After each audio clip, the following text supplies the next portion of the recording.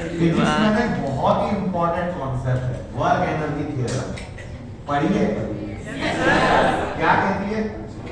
Work done by all the forces equal to change in kinetic energy. यहाँ पे दो चीजें हैं, एक साइड में वर्क डन है और एक साइड में काइनेटिक एनर्जी है।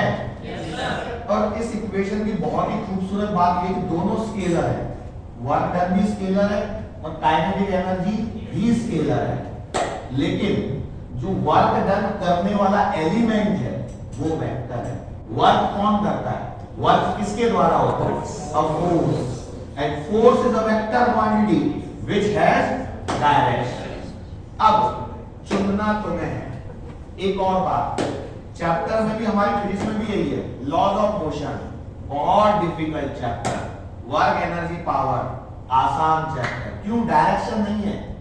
जहां डायरेक्शन नहीं है वहां चीजें बहुत आसान है, और जहां डायरेक्शन है वहां चीजें लगता है हमें कि डिफिकल्ट है। लेकिन सोचो, यदि वो फोर्स है उसके पास डायरेक्शन है, वो फोर्स यदि डायरेक्शन सही आ जाए तो हमारा काम आसानी से हो जाता है। नहीं तो एनर्जी देने के बाद में पता है क्या होता है? एनर्जी तो उस पिंग पोंग बॉल के पास में भी होती है, ऊपर से गिराए उसके बाद न जाने कितने टप्पे खाते रहती है। शायद जिंदगी में भी कुछ ऐसा ही चल रहा है कि न जाने हमने कितने टप्पे खा लिए हैं, उसके बाद में भी समझ में नहीं आ रहा है कि जाना किधर है।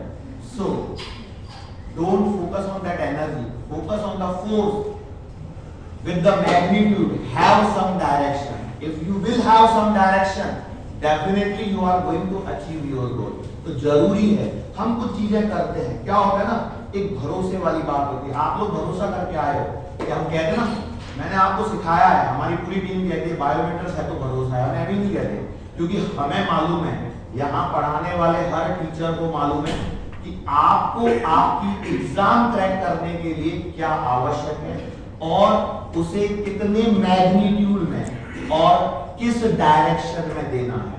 सो दैट्स व्हाई एक सिंपल, इसी के साथ में छोटी सी स्टोरी और एड ऑन कर रहा हूं। मैं जानता हूं कि पीछे से लग रहा होगा सर बहुत है, कितना पढ़ाओगे, लेकिन सुनो, क्योंकि क्या है ना, जो दोस्त ये जो है, मैंने जो पहली चीज बताई वर्क और एनर्जी का कॉन्सेप्ट, और दूसरा जो मैं एक स्टोरी, छोटी सी कहानी है। कहानी ऐसी है कि एक भोला करके एक छोटा सा लड़का था, उसके पिताजी का व्यापार हुआ करता था, काजू बादाम आलमंड्स और पकाई न जाने क्या ड्राई फ्रूट्स का व्यापार हुआ करता था। एक दिन की बात है, वो बीमार हो गए और ये बीमारी कुछ दिन तक चलती है।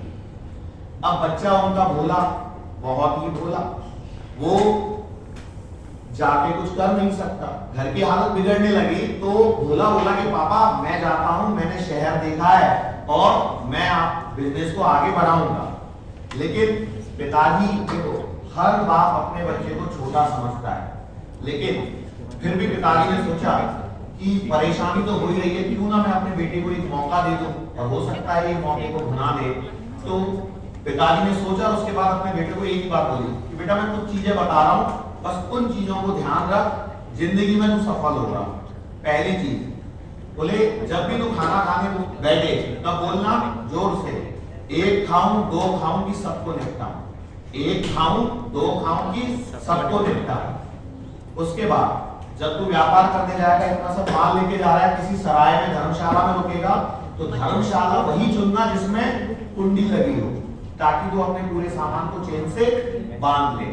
और तीसरी बात उसके पिताजी ने बताई कि जब तू व्यापारी के पास माल लेके जाए तो एक बार बोलना कि मैं बापू को पूछ के बताता हूँ, बापू को पूछ के आता हूँ।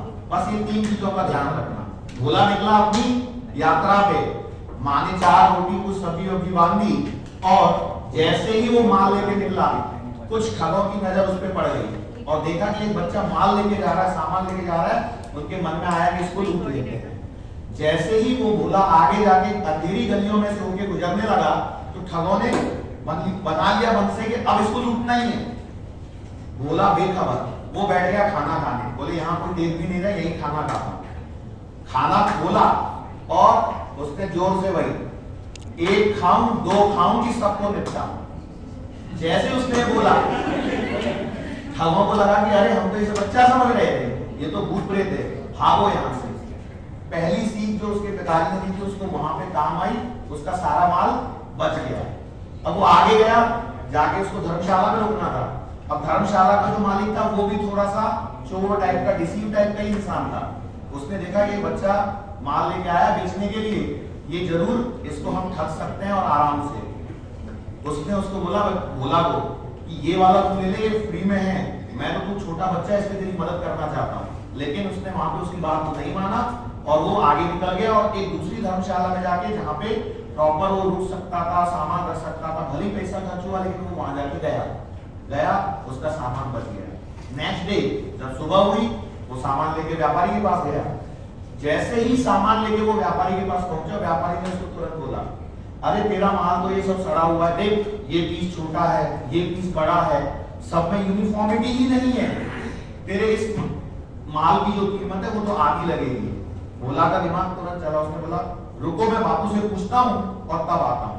एट द सेम टाइम व्यापारी को समझ गया कि ये बच्चा अकेला नहीं है, अपने पिताजी के साथ आया है, तो उसने माल की बराबर वही कीमत दी जो उसके पिताजी ने उसको बताई थी।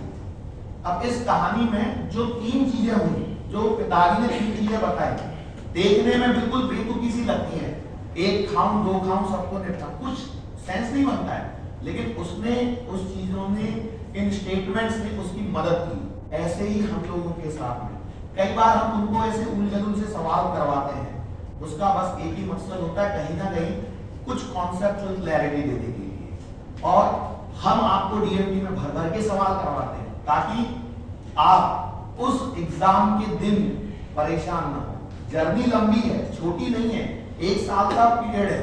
इस 1 साल में तमाम उतार और चढ़ाव आने वाले हैं जिंदगी में, आपकी जिंदगी में भी आएंगे और हो सकता है हमारी जिंदगी में भी आ रहे हैं, लेकिन मिलके सबका मकसद एक ही है, उस एग्जाम को क्रैक करना। और उस एग्जाम को क्रैक करने की जो चीजें हम बता रहे हैं उस पर विश्वास रखो और आगे बढ़ते रहो।